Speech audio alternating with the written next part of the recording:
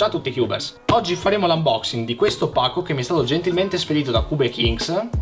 Vediamo un po' cosa troviamo all'interno di questo pacco. Cominciamo con questa borsetta portacubo brandizzata Cube Kings. Questa è utile per chi magari di voi fa gare e si vuole portare via un cubo. Mettiamo il pacco da parte e apriamo un cubo alla volta. Cominciamo col primo cubo. Questo è il Tori Cube della Kiyi. Questo cubo, come potete vedere, al suo interno è cavo, cioè il mio dito ci passa all'interno tranquillamente. E come funziona? Questo cubo è un 3x3.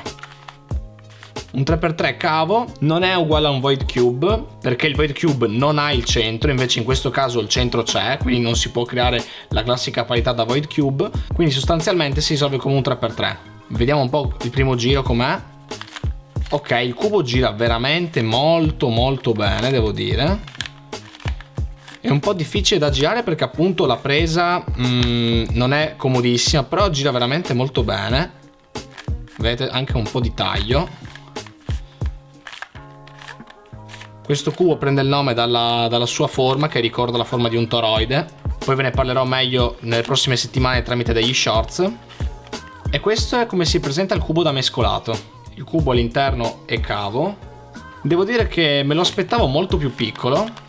Per darvi l'idea, questo è comparato a un cubo di Rubik 3x3, è abbastanza grande. Cubo veramente bello, un bel pezzo aggiunto alla collezione. Passiamo al prossimo. Il secondo cubo che andiamo ad aprire è questo Penrose Pyraminx della Yuxin. Come potete vedere è un Pyraminx, però che ha il concetto del Penrose Cube. Infatti due facce sono unite e le altre due pure, in modo da formare un cubo a solo due colori. Questo concetto esiste già nel 3x3, però essendo che il 3x3 è un cubo si troverà con tre colori, in questo caso un tetraedro, e ne abbiamo solo due. Il cubo di base però rimane un Pyraminx, infatti se proviamo a girarlo con i classici giri da Pyraminx non abbiamo nessun problema, anche gli angolini girano. La particolarità di questo cubo è che si può creare un caso di parità non presente nel Pyraminx, adesso ve lo mostro. Ecco qua, il caso di parità è questo, ossia tutto il cubo risolto tranne uno spigolo. In un Pyraminx normale non può succedere, infatti nel Pyraminx si può presentare il caso in cui i due spigoli sono al contrario, mai uno. A cosa è dovuto questo caso di parità? È dovuto al fatto che questo spigolo e questo spigolo non hanno orientazione. Quindi se andiamo a mettere in un verso o nell'altro non ci sarà alcuna differenza, ma come direbbe De Maoisha, il cubo ya lo sabe. Ora se proviamo ad agire girando entrambi questi due pezzi, vedete che il cubo si risolverà. Lo faccio velocemente. Come vedete il caso di parità è risolto. È un cubo abbastanza semplice che però comunque volevo aggiungere alla mia collezione perché mi sembra un concetto molto interessante. Il giro non è per niente male. Il cubo ha un sistema di click che blocca il pezzo sempre in posizione, se ve lo faccio sentire bene sugli angoli.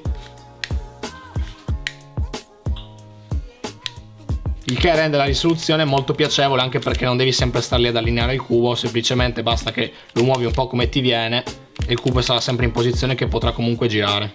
Bel pezzo, passiamo al prossimo. Ecco qua il terzo cubo. Questo è un 2x2 Time Machine. In realtà è un cubo che già possiedo. È un 2x2, infatti può fare giri di 90 gradi su tutte le facce, in cui è possibile interscambiare questi pezzettini della rotella tra di loro,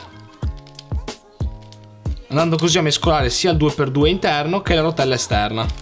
E allora vi starete chiedendo perché l'ho ricomprato? Perché mi sono fatto mandare anche il set di sticker per attaccarci tutti i numeri, perché se in questo cubo andiamo a scambiare questo pezzo ad esempio con un altro pezzo uguale, ad esempio scambiamo questo con questo, al cubo non fa alcuna differenza. Se ognuno di questi spicchi andiamo invece a mettere un numero, chiaramente la situazione cambia. Poi diciamo che il cubo inizialmente è stato concepito così, infatti il cubo è Time Machine, quindi ha senso che abbia i numeri. Non mi metterò ad attaccare gli sticker adesso, però lo vedrete nelle prossime settimane tramite uno shorts. Il giro è molto buono, vi devo dire la verità, gira veramente molto bene questo cubo, anche le rotelline sono abbastanza morbide.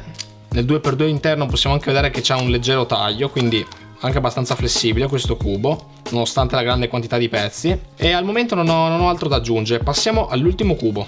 Eccoci qua con l'ultimo cubo di questo video.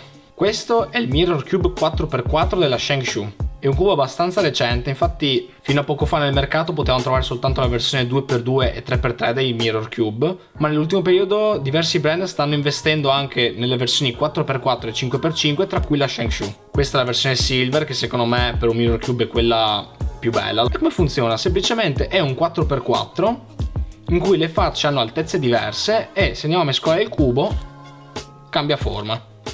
Va risolto appunto per forma e non per colore.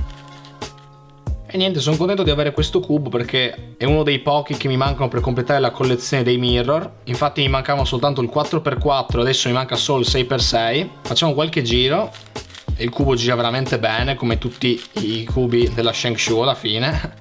I cubi della Shengshu veramente hanno sempre un giro impeccabile, nonostante comunque non siano cubi troppo costosi. Facciamo un pattern alternator, farvi vedere un po' il cubo che cambia forma. Arriva già lubrificato, lo sento bello fluido nei giri. Abbiamo qualche pattern un pochino più particolare, ma vedete che è un cubo che fa la sua bella figura in una collezione. Ma non è finita qui, infatti Cube Kings mi ha mandato anche un set di sticker per creare il cubo Horror Mirror 4x4. Per chi di voi non conoscesse il concetto, si tratta di un mirror cube che ha due versioni risolte. Vi lascio magari qua delle immagini se le trovo, in cui una versione va risolta per forma ma i colori sono tutti mescolati. La seconda versione risolta invece è per colore, però viceversa la forma non è quella di un cubo. Attualmente credo lo lascerò così, ma prossimamente potrei comprare un mirror 4x4 per creare anch'io la mia versione Horror Mirror. Magari potrebbe essere un'idea per un video futuro, fatemi sapere qua sotto nei commenti se può piacervi come idea. Eccoci giunti alla fine del video.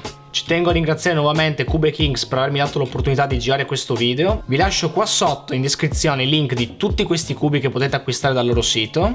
Vi invito ad iscrivervi, lasciare un mi piace, fatemi sapere qua sotto con un commento quale tra questi cubi vi è piaciuto di più. E detto questo, ci vediamo alla prossima!